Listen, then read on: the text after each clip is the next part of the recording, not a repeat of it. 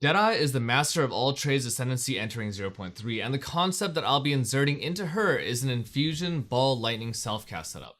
Before continuing further, keep in mind this build is highly theoretical, will need to adapt on the day to the dynamic and ambiguous patch changes we've been given this time around, leading up to Friday. If you copy me, do so at your own risk. Please don't play this build just like willy-nilly, it's not something to copy. It's mostly theory for you to think about, make your own stuff out of. So 0.3 introduced the new Infusion system to Path of Exile 2. Charges that can be generated by some skills and then expended by others for massive power output. If we took a look at the Gamescom leaks and the kind of gameplay footage we saw from there, and the content reveal itself, infused skills probably perform something like 3 to 6 times better than base skills. I mean, we saw what Spark did, absolutely obliterating bosses. Now, Fire Infused Ball Lightning is slightly different. One, it applies a ignited ground effect, and two, it allows Ball Lightning to explode at the end of its travel, dealing some amount of damage, which I think should be a good amount, since infusions are hard to generate, it's multi-button, it should be worth the payoff of generating charges, and picking them up. Now, in the off chance that this isn't actually good, the core concepts of this build can actually be ported onto other infusible projectile skills, most notably for me either Frost Darts or Fireball. Now, the core mechanics of this build are as follows. Ball Lightning is self-cast. Now, the skill in and of itself can generate energy for either cast on critical or cast on ailments, and then separately on another setup for elemental invocation. Within the Cox setup resides a level 5 living bomb. This will detonate to create a fire infusion, which is, really helpful for Ball Lightning when enough damage is dealt to the target living bomb is attached to. Now, I theorize that because I use a low-level living bomb, the threshold to detonate the bomb is extremely low. In addition, a low-level LB has a relatively low mana cost and high energy generation due to the 0.6 cast time, so it's really great as a generator, and it's automatic. In my elemental invocation setup then, I use a Flame Wall and a Frost Bomb primarily. Flame Wall can also be infused with lightning infusions this patch to add both fire and light damage to any projectiles that travel through it. Frost Bomb, on the other hand, just provides exposure. It does generate frost or ice infusions or cold infusions, but I don't really care about those. Now, having Ball Lightning deal fire damage will be especially helpful for energy generation for both trigger setups, because they scale off ailments, but also it applies ignites and shocks, which is great for Siphon Elements, a new persistent buff gem that grants 5% chance per enemy power to grant the corresponding infusion upon applying shock, ignite, or freeze.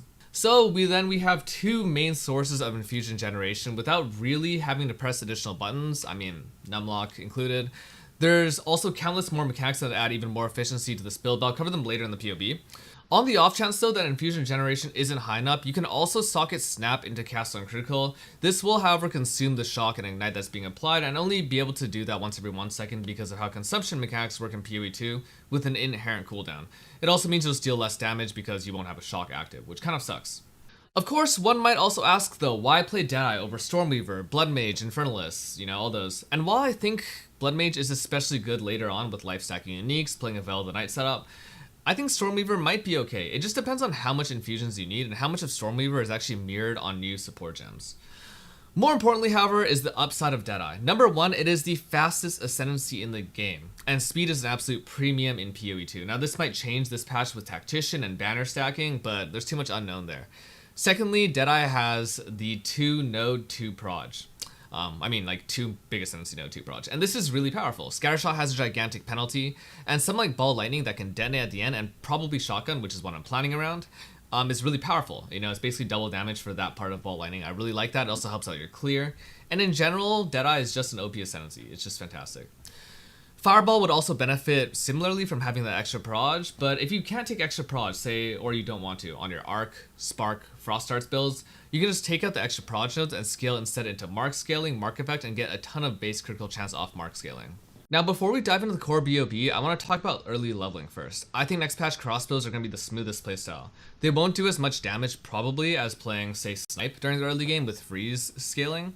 However, crossbows will be really nice because reloads no longer slow you down. So, the tree that I have theorized can actually level as any projectile skill. Caster, crossbows, bows, spears, doesn't matter. This is because of two things. Firstly, I have generic projectile damage nodes here, and there's generic attack nodes over here that you can grab, and here if you go elemental, and also here if you go elemental. The other part is that I take Inspiring Ally. Companion damage scaling is crazy after level 31. Level 31 is the point at which you can be running Tame Beast. Tame Beast in and of itself is also incredibly powerful, not just because beasts do damage, but because they can grant you a haste buff. As mentioned, speed is a premium. Haste buff is really great. It shouldn't take you more than like 10 minutes to target farm one of those things, resetting one of the core camps in Jungle Ruins, the zone after that, which I forgot what it's called, and then Chimeral Wetlands. Any of those three have an acceptable beasts to tame. Early on, you can also take Tailwind before you spec into Ball Lightning. It just makes everything leveling so much faster.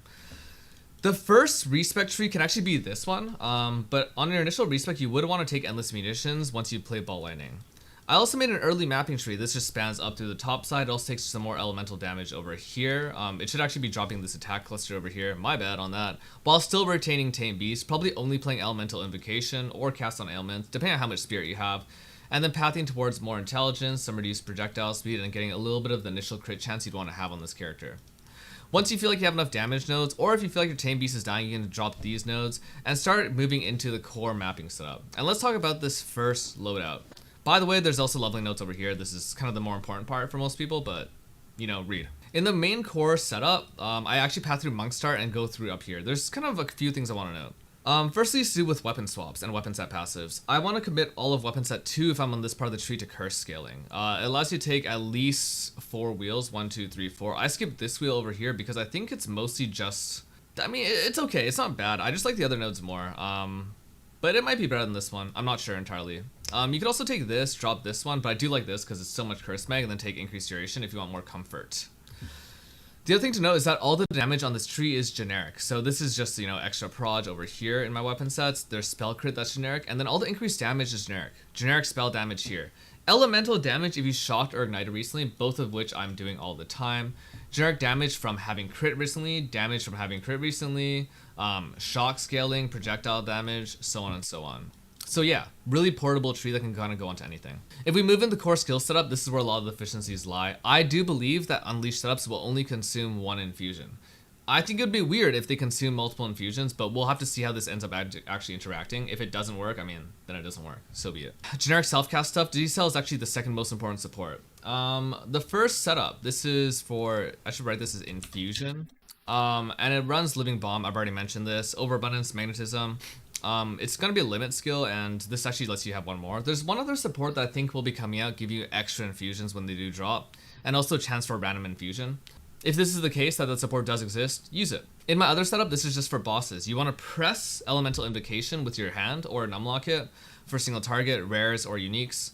This allows you to have Flame Wall, probably, you know, roughly, maybe more than doubling your Ball Lightning damage, at least while it's traveling, and then Frost Bomb, Magnetism. And then Blind enables Blindside over here, and that's just going to happen from Frostbomb. Over here, I have my Siphon Element setup. This is that persistent gem I mentioned. Ghost Dance, I believe, is still really, really crazy defensively, just incredibly powerful. Convalescence, and then in my offhand swap, let's talk about this real quick. Offhand, I want to be using Effigy of Cruelty. Next patch, it's nerfed to make it so that critical hits with spells apply 1 to 3 stacks of critical weakness. I don't care. That's not really a nerf. Bone Storm with this setup, baseline is going to hit roughly 20 times. It has a base 15 crit, and Bone Storm rolls critical hit chance per hit. Or maybe per cluster of projectiles, but not per total release cast. That means you're pretty much always going to be crit capped the moment you use this with Effigy of Cruelty. I use a self-cast Elemental Weakness. This is what this will be, knock-on activity. Really great because you have both fire and lightning damage. And then I prefer to use Malice Scepters, but the Scepters are technically flexible. That's the first core setup, as far as that stuff goes. Gearing wise, you're looking for things like spell damage, crit chance for spells, crit multi for spells, plus levels. Plus levels can be a little bit tight on mana. Flat mana, intelligence, mana regen, gain adds of any element, they're all the same. On your scepter, you just want to get spirit, attributes, mana. On the amulet, things like, I guess you can also get the crit modifiers here, but mana, spells.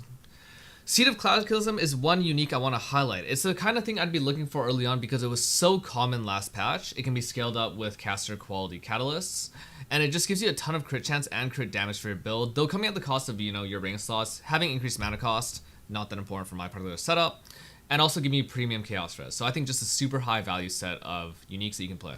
In the later set, I kind of plan to play around Malagaros. I think Malagaros is super cool because it lets you run pinpoint critical. It means I can get more increased energy shield in the tree, get more things like further shock scaling if you do have enough infusions and don't need to play snap. It also means that you don't need to scale into crit multi on gear, opening up your ring slots for entirely different things. And yeah, just like needs less affixes elsewhere. and has a more efficient tree that can be more defensive. I also, end up taking these move speed nodes, but there's probably flexibility with things like the new deflect mechanic on the tree and other defensive things you can look for. In general, though, the short form of this is once you can afford Malic Arrows, I would just plug and play these, remove all the crit multi you have on your character, and just play with this. I still think it's very good at 250. Getting to 400 crit multi does take investment, so this is really cool to do. So yeah, that's the base build. If there's other questions, check the notes. I mean, I'll be playing through the first day of this league. I'll probably have to take a little bit of a break after day 1. But hopefully through day 1 progression, I'll, hit level 90 or something at least and flesh out this idea, see if it feels good. And if nothing else, it'll be a fun way to fail with new mechanics, right?